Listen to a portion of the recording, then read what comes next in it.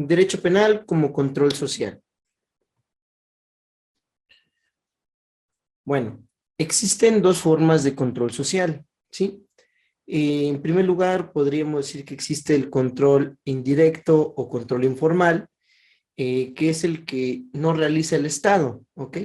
Sino a través de otras personas o grupos, como por ejemplo, el control que tenemos en casa y las reglas que seguimos en casa.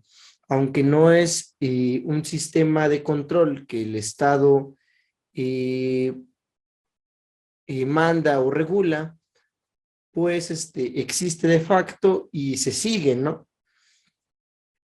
Número dos, tenemos el control directo o denominado control formal. Y esto se manifiesta a través del poder del Estado de reprimir y controlar las actitudes de las personas. Bueno,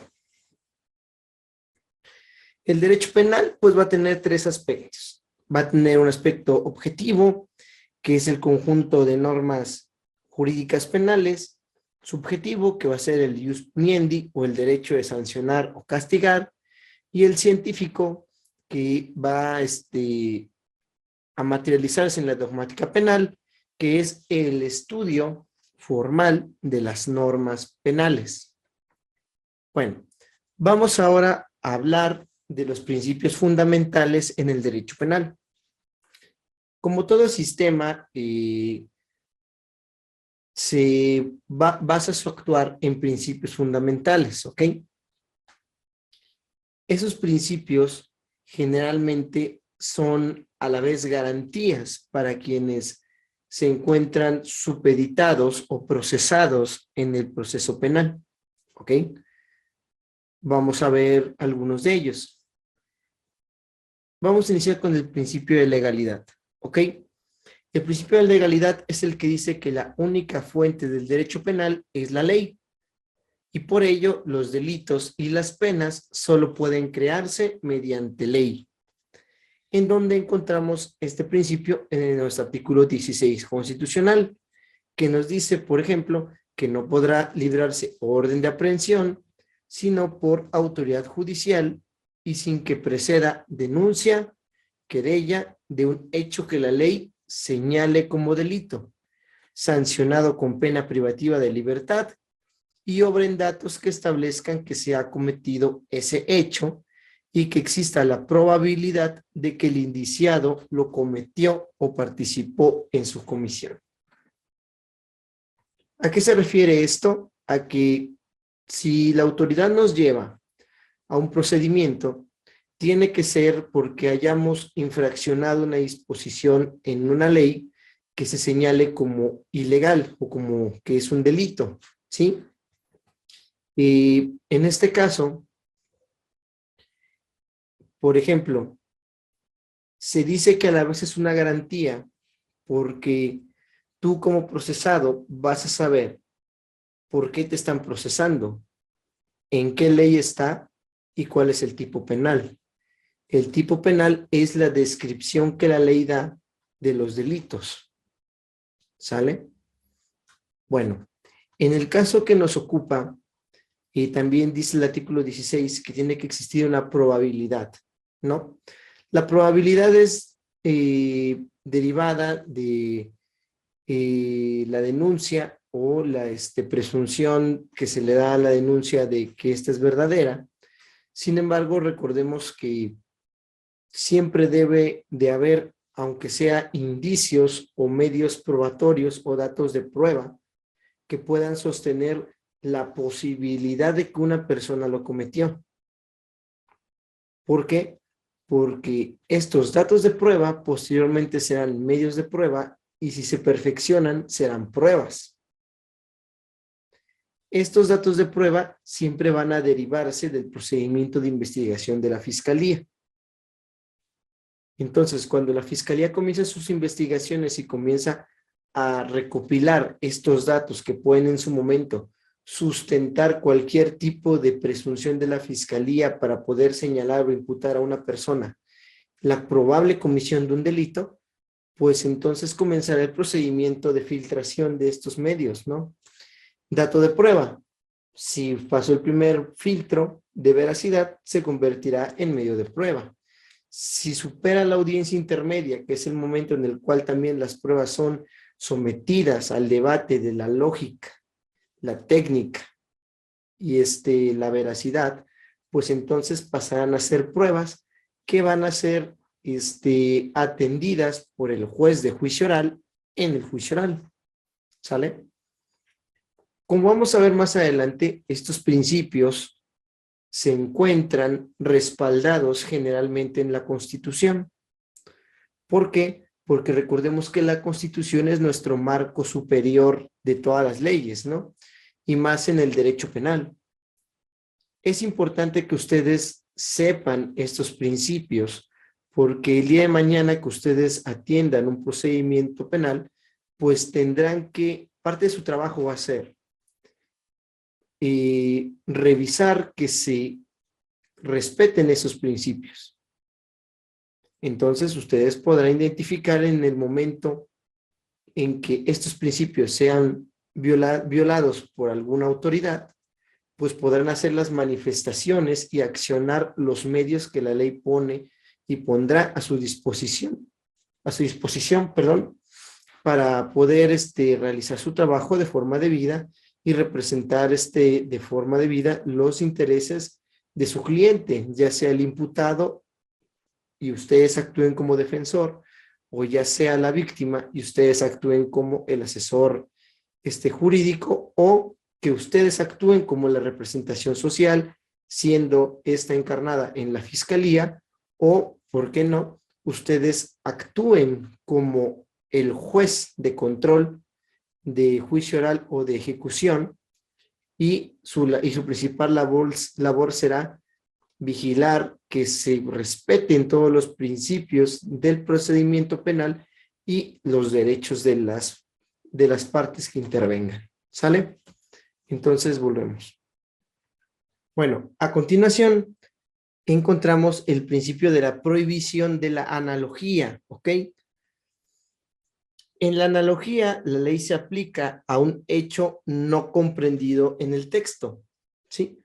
Por resultar semejante al caso legislado. Es decir, la analogía es imponer, porque una actitud se parece a un tipo penal, pero sin que se actualicen todos los elementos del tipo penal, ¿no? Entonces, la prohibición de la analogía también la encontramos en el artículo 14 constitucional. En nuestro artículo 14 constitucional nos dice, en los juicios del orden criminal, queda prohibido imponer por simple analogía y aún por mayoría de razón, pena alguna que no esté decretada por una ley exactamente aplicable al delito de que se trata. El artículo 14 y el artículo 16 se considera que es el conjunto, el principio de legalidad, ¿sí? El que establece que por un lado, si te procesa la autoridad, existe el delito, y que el delito, por el otro lado, se ajuste a lo que la ley establece. Continuamos. Principio de protección de los bienes jurídicos. Como ya lo habíamos visto en algunas sesiones anteriores, los bienes jurídicos son aquellos principios que la legislación va a proteger, ¿no? Por ejemplo, la vida, el patrimonio y aquellos elementos que se consideren indispensables para la vida en sociedad y también para la sana convivencia. Ahora, para que una conducta sea típica, es necesario que lesione o ponga en peligro el bien jurídico que la ley protege, ¿ok? El bien jurídico va a ser el pilar del sistema punitivo y va a comprender lo siguiente: la función garantizadora, es decir, garantizar que se va a proteger ese bien jurídico; la función interpretativa, es decir, interpretar el bien jurídico y en qué aspecto se va a proteger; la función clasificadora, es decir, señalar a esa actividad o hecho que viola un bien jurídico, una clasificación punitiva y una función crítica, que va a ser el poder analizar hasta qué punto se puede proteger ese bien jurídico, ¿sí? Por ejemplo, en nuestro artículo 128 de nuestro Código Penal del Estado de Veracruz, nos dice: comete el delito de homicidio quien priva de la vida a otra persona. ¿Cuál es el bien jurídico que protege este tipo penal? La vida de la persona. Bien, continuamos. Encontramos el principio del debido proceso. Ahora, este principio es súper amplio, jóvenes. Es muy amplio. El principio del debido proceso fue la razón por la que se inició la reforma constitucional en materia de derechos humanos del 2011, que posteriormente devendría en la reforma que pondría fin al sistema inquisitorio en México o sistema de justicia tradicional y daría paso a el sistema de corte adversarial y acusatorio, ¿no? ¿Y qué es el principio del debido proceso? Bueno, pues es aquel principio que dice que un imputado va a tener derecho a que en todas las etapas del procedimiento se respeten sus derechos fundamentales, constitucionales, convencionales y todos aquellos que se encuentren en tratados internacionales y que signifiquen una interpretación jurídica más benéfica a sus intereses, ¿no? Recuerden que uno de los principios del derecho penal también es el llamado indubio pro reo, que quiere decir todo aquello que sea benéfico al procesado, ¿no? Y no es la excepción en este caso. Antes de iniciar, quisiera hacer una diferencia entre constitucionalidad y convencionalidad. ¿Qué es la constitucionalidad? La constitucionalidad es todo aquella norma, lineamiento, principio o derecho que se encuentra en nuestra Constitución, ¿sí? Que va a ser tutelado por la Constitución política del país. Ahora, ¿qué es lo otro? La convencionalidad es todo aquel principio, garantía o derecho que se encuentra contenido en la Constitución, en la Convención Americana de Derechos Humanos, o también llamado Pacto San José de Costa Rica, del cual el Estado mexicano es parte, y que a través del artículo primero constitucional se vuelve de observancia obligatoria en el país. Entonces, a través del artículo primero, los derechos que se encuentren en tratados internacionales como la Convención Interamericana se vuelven aplicables dentro de nuestro derecho, ¿sale? Como el Pacto Internacional de Derechos Civiles y Políticos, la Declaración Universal de Derechos Humanos y cualquier tratado que haya firmado México, ¿sale? Entonces, ya teniendo esos principios, vamos ahora sí a iniciar a ver cuáles son los ordenamientos en los cuales se va a sustentar el principio del debido proceso. Bueno, el debido proceso implica que el proceso debe ser conducido bajo la garantía de imparcialidad, ¿sí? Ahora, ¿en dónde vamos a encontrar todo esto? Bueno, lo vamos a encontrar en el artículo 14, 16, 20, apartado B de nuestra Constitución, también en el artículo 12 del Código Nacional de Procedimientos Penales, 8.1 de la Convención Interamericana de Derechos Humanos, en los artículos 8 al 11 de la Declaración Universal de Derechos Humanos, en el 18 y 26 de la Declaración Americana de Derechos y Deberes del Hombre, en el artículo 14 del Pacto Internacional de Derechos Civiles y Políticos y en el 8 y 9 de la Convención Americana sobre Derechos Humanos.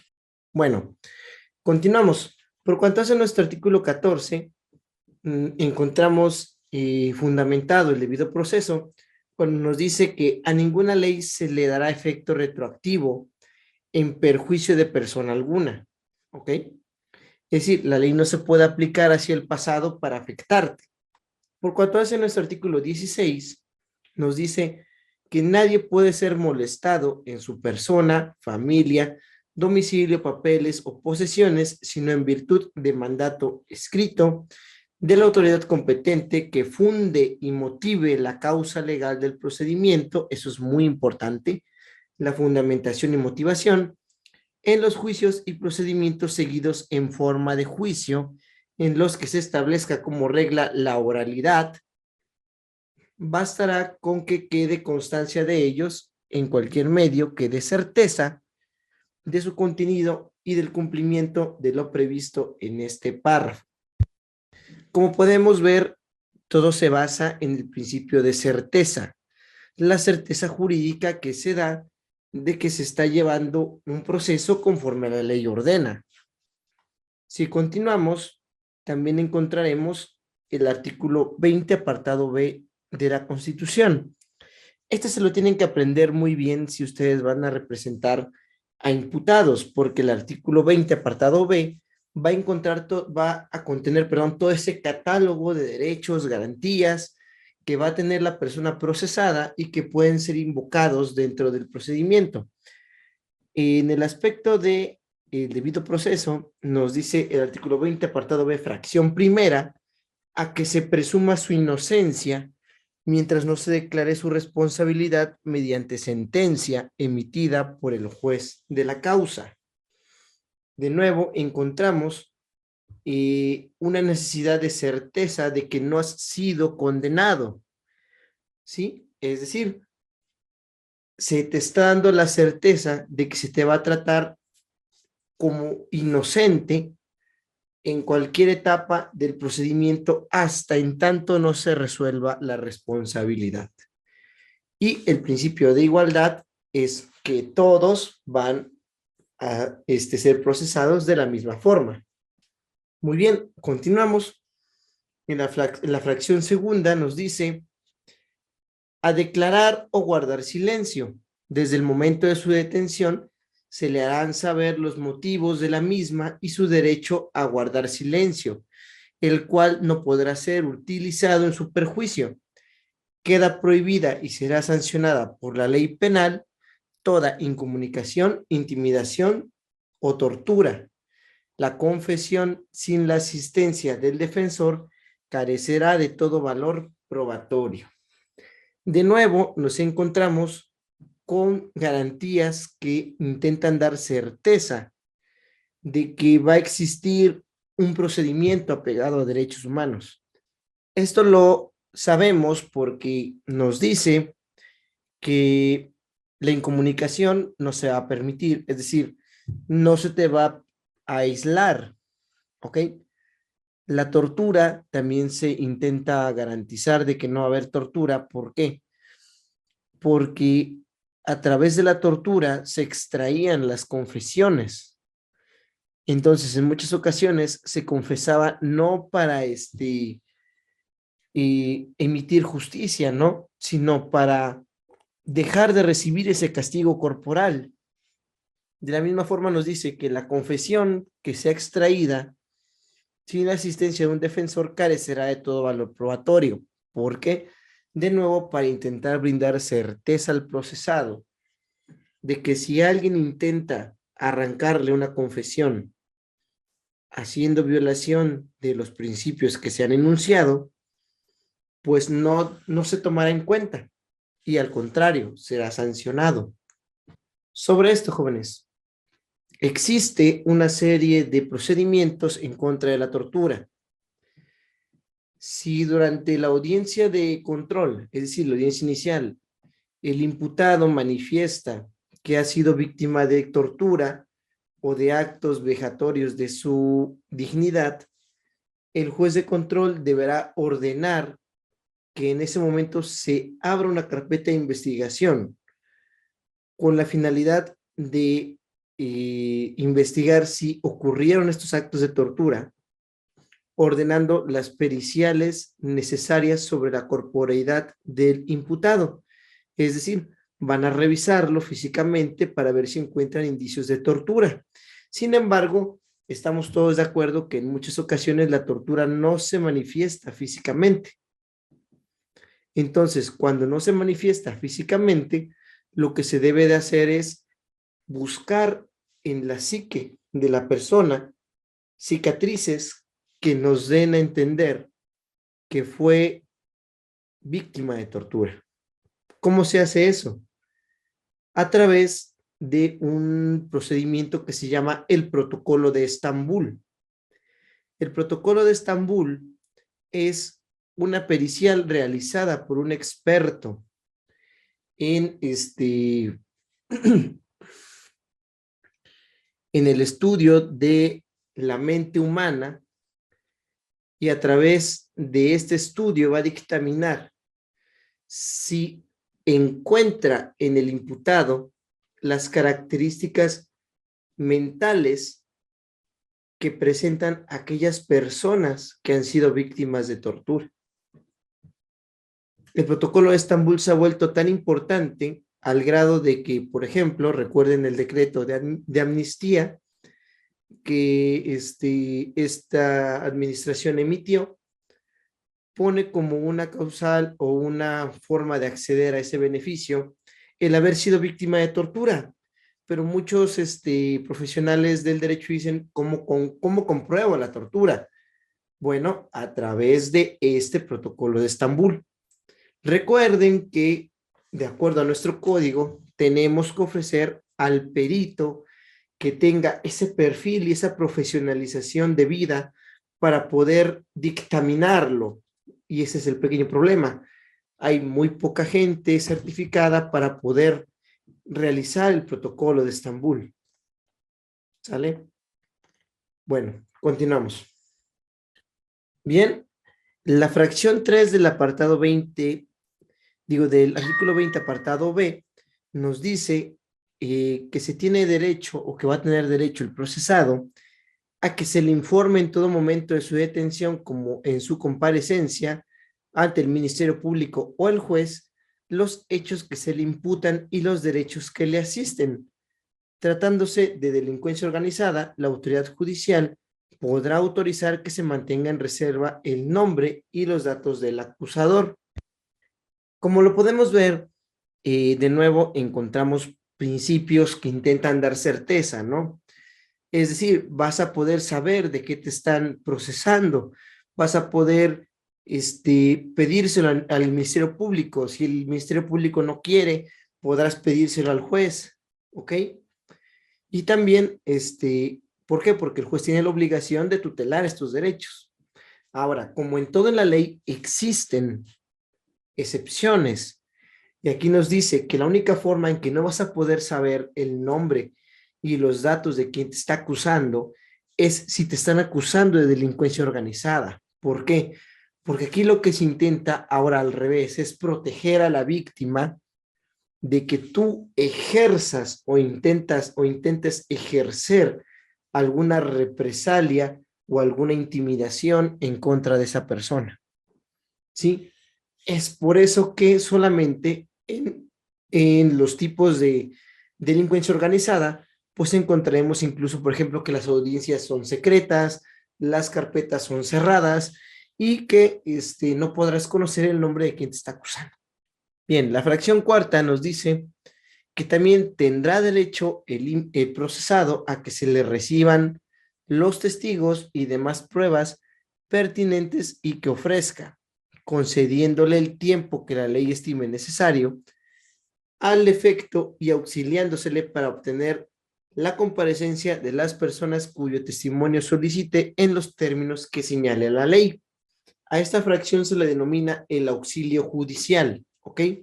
Hay muchas veces que hay documentación que no está en tus manos, pero que tú sabes que te puede ayudar, que está en manos de otra autoridad o que está en manos de un particular, o tú sabes que existe alguien que vio y sabe lo que pasó, pero no tienes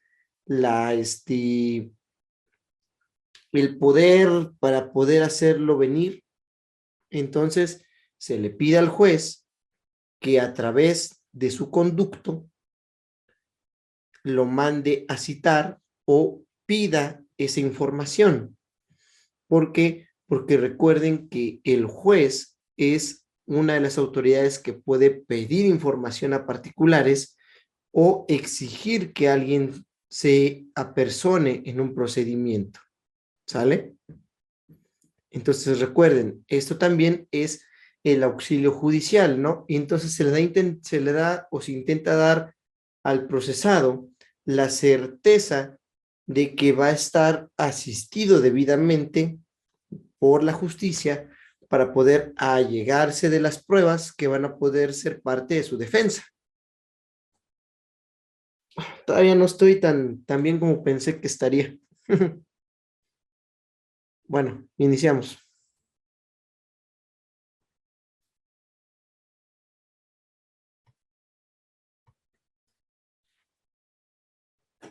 Bueno, pues continuamos con el apartado del debido proceso, pero ahora con la fracción quinta del artículo 20, apartado B de nuestra Constitución, que nos dice que toda persona que sea procesada, pues será juzgado en audiencia pública por un juez o tribunal, y la publicidad solo podrá restringirse en los casos de excepción que determine la ley, por razones de seguridad nacional, por razones de seguridad pública, para proteger a las víctimas, a los testigos, proteger a los menores, y cuando se ponga en riesgo la revelación de datos legalmente protegidos, o cuando el tribunal estime que existen razones fundadas para justificarlo. ¿Ante qué nos encontramos? Nos encontramos ante una disposición que intenta proteger en muchos sentidos a los actores del procedimiento, ¿ok? Por cuanto hace al imputado, le dice o le da certeza de tener una audiencia pública, siempre y cuando no se pongan en peligro los derechos, por ejemplo, de las víctimas, de los testigos, de los menores, eh, o cuando sean razones de seguridad nacional o seguridad pública. También se ha hecho privadas las audiencias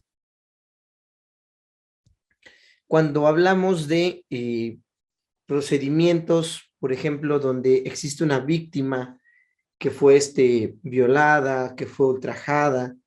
¿Por qué? Porque se hacen privadas para evitar revictimizar a la víctima, es decir, exponer a la víctima al escrutinio de terceros.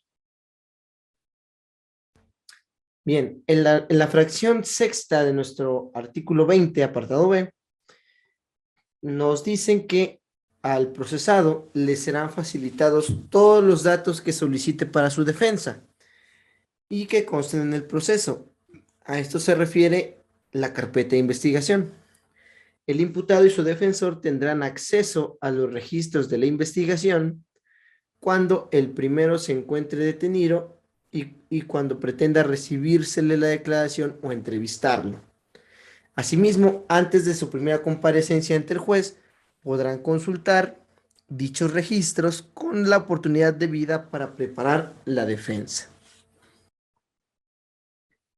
¿Por qué es tan puntual este artículo acerca de la oportunidad de vida? ¿Sale? La oportunidad de vida se basa en el principio de la legítima defensa, ¿sí? O de tener acceso a una defensa. Pero obviamente para que tú puedas entablar una defensa como abogado, necesitas saber sobre qué vas a fundar tu defensa. Y todos esos datos se encuentran en la carpeta de investigación. Entonces, si un juez te impide acceder a la carpeta, está violando indirectamente el derecho de tu cliente a poder tener acceso a los elementos que necesita para defenderse. Entonces ahí se está actualizando una violación al proceso. ¿Ok? ¿Qué es lo que, qué es lo que pasa si existe una violación procesal? Pues tú puedes acudir a través del amparo indirecto ante la justicia federal con el objetivo de hacer del conocimiento que existe una violación actualizándose al marco constitucional y que es necesaria su intervención. ¿Sale? Bueno, continuamos. Bueno, continuando. También encontramos la fracción séptima que nos dice que será juzgado antes de 4 meses si se trata de delitos cuya pena máxima no exceda de 2 años de prisión y antes de 1 año si la pena excediere de ese tiempo, o sea, de 2 años de prisión, salvo que solicite mayor plazo para su defensa. ¿Qué quiere decir? Si derivado de las defensas que haga el procesado, pues nos alargamos más de 2 años, pues ahí sí no aplicaría esta fracción. Pero, por ejemplo, si un tribunal se tarda más de 2 años, pues entonces sí puedes invocar que se está violando el debido proceso porque no se respetó esa disposición. Bueno, la fracción octava del artículo 20, apartado B, nos dice que tendrá derecho a una defensa adecuada por abogado, al cual elegirá libremente, incluso desde el momento de su detención. Si no quiere o no puede nombrar un abogado, después de haber sido requerido para hacerlo, el juez le designará un defensor público. También tendrá derecho a que su defensor comparezca en todos los actos del proceso y éste tendrá obligación de hacerlo cuantas veces se le requiera. Aquí volvemos a tocar el apartado de la debida defensa, ¿no?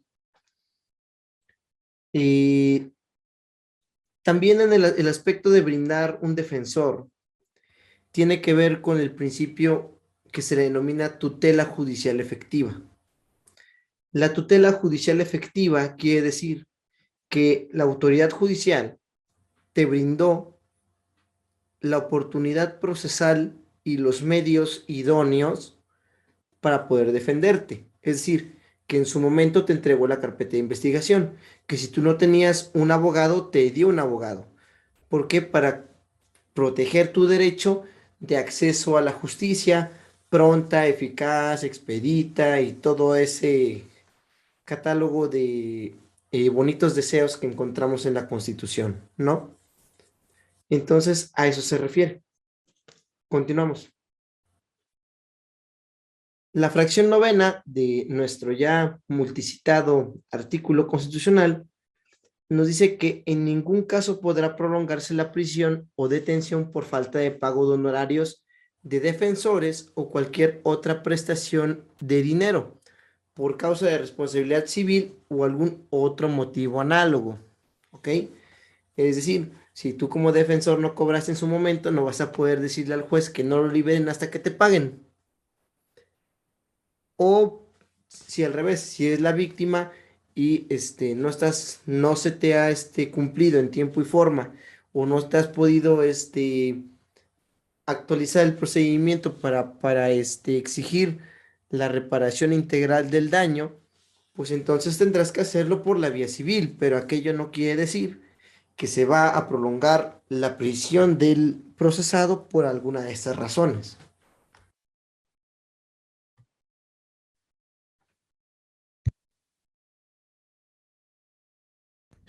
Ahora ya cambiamos de ordenamiento. Ahora hablamos de nuestro Código Nacional de Procedimientos Penales en su artículo 12, que nos dice el principio de juicio previo y debido proceso. Nos dice que ninguna persona podrá ser condenada a una pena ni sometida a una medida de seguridad, sino en virtud de una resolución dictada por un órgano jurisdiccional, es decir, un juez. Eso es un órgano jurisdiccional, es decir, el juez, previamente establecido conforme a leyes expedidas con anterioridad al hecho en un proceso sustanciado de manera imparcial y con apego estricto a los derechos humanos previstos en la Constitución, los tratados y las leyes que de ellos emanen. Y como bien lo dice nuestro código y nuestra Constitución en el artículo primero, pues tenemos que atender a los tratados internacionales y el más poderoso de todos ellos o el más eficaz es la Convención Interamericana de Derechos Humanos, ¿ok? En su artículo 8, punto número 1, por eso es 8.1, toda persona tiene derecho a ser oída con las debidas garantías y dentro de un plazo razonable por un juez o tribunal competente, independiente e imparcial, establecido con anterioridad, perdón, por la ley, en la sustanciación de cualquier acusación penal formulada contra ella o para la determinación de sus derechos y obligaciones de orden civil, laboral, fiscal o de cualquier otro carácter. Es decir, la Convención Interamericana no solamente aplica para los principios penales, sino también en el orden civil, en el orden laboral y en el orden fiscal. Apunten eso último porque últimamente el SAT anda un poquito desatado, entonces por ahí pueden eh, tener, por ejemplo, este principio que es aplicable a todas estas materias.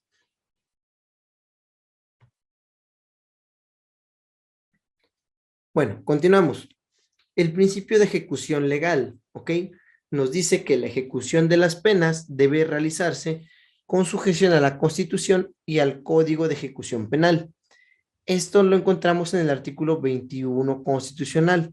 ¿Qué nos dice nuestro artículo 21 constitucional? Nos dice, la imposición de las penas, su modificación y duración son propias y exclusivas de la autoridad judicial. Es decir, la ejecución de las penas la va a hacer el Poder Judicial a través y en la personificación del juez de ejecución o de individualización de sanciones.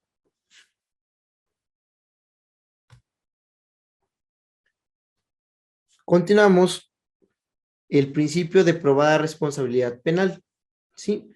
Este principio garantiza que la imposición de la pena solo deba realizarse cuando el hecho sea reprochable al actor. Y ya lo vimos en nuestro artículo 20, apartado B, fracción primera, que nos dice que mientras no se determine tu responsabilidad mediante sentencia, deberá presumirse que eres inocente. Ahora, encontramos a continuación el principio de la proporcionalidad de la pena, ¿ok? Este principio implica que la pena debe ser adecuada al fin del derecho penal, que es la protección de los bienes jurídicos y el respeto a la dignidad. ¿Dónde vamos a encontrar este principio? En nuestro artículo 22 constitucional, que nos dice: quedan prohibidas las penas de muerte, de mutilación, de infamia, la marca, los azotes, los palos, el tormento de cualquier especie, la multa excesiva, la confiscación de bienes y cualesquiera otras penas inusitadas y trascendentales. Toda pena deberá ser proporcional al delito que sancione y al bien jurídico afectado. Por ejemplo, a lo que se refiere esto es de que si alguien roba un pan, no le vas a cortar la mano. O que si alguien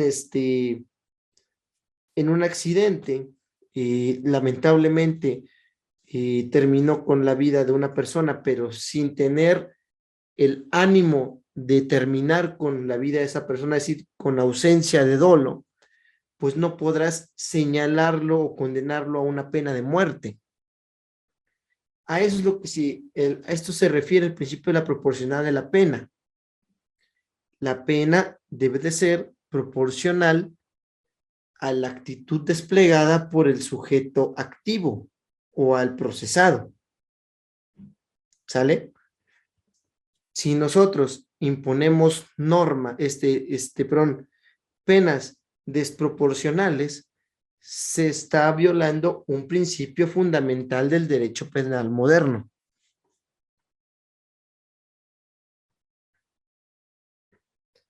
Ahora, Número 8, el principio de la mínima intervención del Estado. Y aquí, mucha atención, porque esto es muy importante. Nos dice que la pena, en especial la pena de prisión, ¿ok? Es el último recurso que va a utilizar el Estado.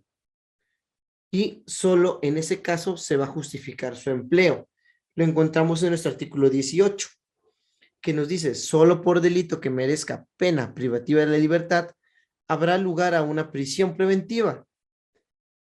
El sitio de esta será distinto del que se destinare para la extinción de las penas y estarán completamente separados. Ahora, también el principio de la mínima intervención se refiere a que solamente vamos a utilizar la prisión cuando otras medidas cautelares sean insuficientes. ¿Dónde encontramos las demás medidas cautelares? En el artículo 155 de nuestro Código Nacional de Procedimientos Penales. En ese artículo encontramos el catálogo de las medidas cautelares de mayor a menor. Perdón, de menor a mayor. La última es la prisión. ¿Por qué? Porque atendiendo al principio de la mínima intervención del derecho penal, tenemos que intentar poner fin o resolver los conflictos utilizando cualquier otra medida que tengamos a mano. Si ninguna de esas medidas sirve, entonces sí estaremos legitimados para poder justificar la prisión, ¿sale? Si es un delito que no merezca, pues, la medida de la prisión. Bueno, continuamos.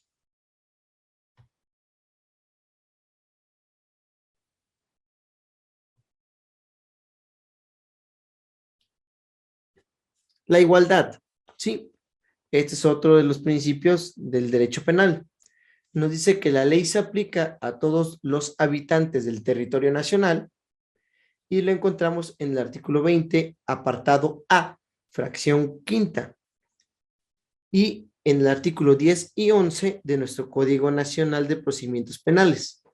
Bueno, el artículo 20, apartado A, es los principios generales y las normas generales del procedimiento penal.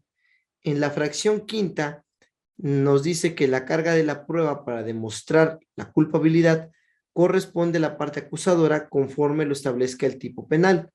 Y dice, las partes tendrán igualdad procesal para sostener la acusación o la defensa respectivamente. Es decir, existe un plano de igualdad entre la fiscalía y la defensa para poder sostener cada quien sus planteamientos. Ahora, nuestro Código Nacional en el artículo 10 nos dice que todas las personas que intervengan en el procedimiento penal recibirán el mismo trato y tendrán las mismas oportunidades para sostener la acusación o la defensa. También dice que no se admitirá discriminación motivada por origen étnico, nacional, de género, discapacidad, condición social, condición de salud, religión, opinión, preferencia sexual, estado civil o cualquier otra que atente contra la dignidad humana y tenga por objeto anular o menoscabar los derechos y las libertades de las personas. Y el artículo 11 del mismo Código Nacional de Procedimientos Penales dice, se garantiza a las partes en condiciones de igualdad el pleno e irrestricto ejercicio de los derechos previstos en la Constitución, los tratados y las leyes que de ellos emanen. Es decir, si no te quedó claro con el artículo anterior, te lo reitero, existe un plano de igualdad para todos aquellos que intervengan en procedimiento penal.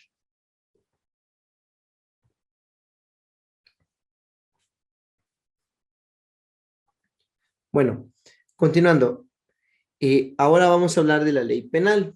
La ley penal es la única y exclusiva fuente del derecho penal, ¿sí? Es decir, debe ser escrita, es decir, descartamos el derecho consuetudinario con base en la costumbre, debe ser previa, es decir, debe de existir el señalamiento de la ley de que algo está mal antes de que ocurra, y debe ser estricta, es decir, los delitos deben de estar descritos de la manera más precisa posible.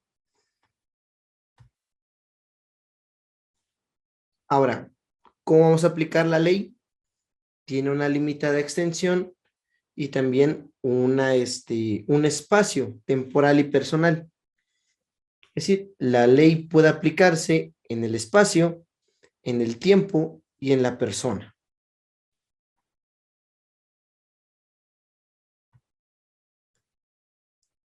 Ahora, vamos a ver un poco más de esto, la aplicación por cuanto hace al espacio.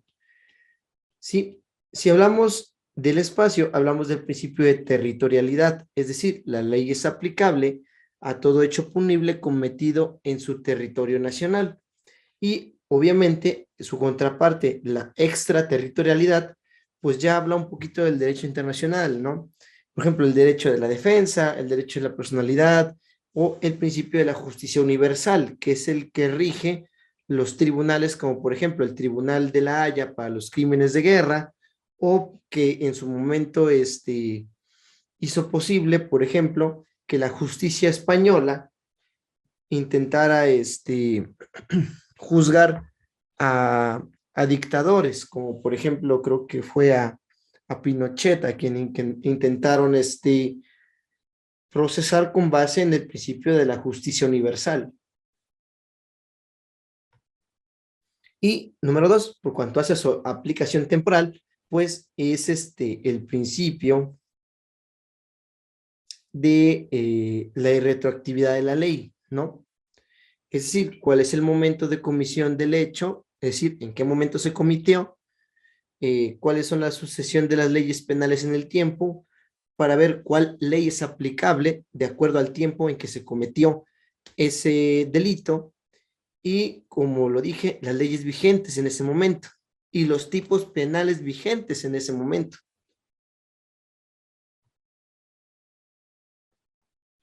Bueno, en el aspecto de la aplicación personal, pues hablamos del principio de la igualdad ante la ley, ¿sale?